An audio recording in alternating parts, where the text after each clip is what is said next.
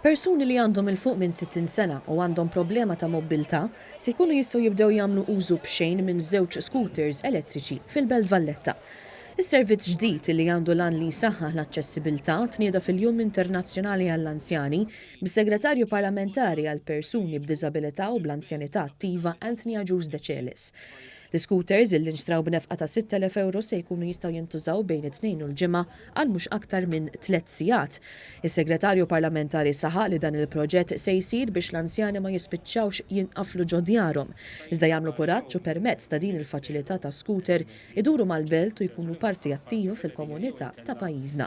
Malta hija l-ewwel pajjiż fl-Ewropa li qed toffri transport personalizzat b'xejn u għall-anzjani kollha li jridu jżuru il-belt kapitali tagħha. Il-Kap Eżekuttiv tal-Anzjanità Attiva u Kura fil-Komunità Dr. Renzo De Gabriele spjega li dan is-servizz huwa parti minn pjan holistiku li jippromovi l-anzjanità attiva.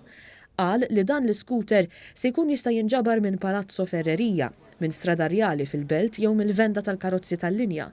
Dan wara li jibbukjaw billi jċemplu fuq in-numru 21695544. Hawnhekk aħna qegħdin nagħmlu l-ħolqa biex nagħtu l-mobilità lill-anzjani tagħna fejn aħna bdejna s-servizz ta' Silverti fil-lokalitajiet, għandna 10 lokalitajiet u biħsibna nistenduhom fil-lokalitajiet kollha ta' Malta s-sena d-dieħla u hawnhekk ukoll meta lura ħajaslu l-belt ikunu jistgħu jużaw ukoll l-scooter biex jagħmlu l-qagħdi li jkollhom bżonn. Is-Sindku tal-Belt Alfred Zammit qal li dan is-servizz se jgħin bosta anzjani Beltin li ma jistgħux jaċċessaw il-belt u jgawdu il-belt tagħhom.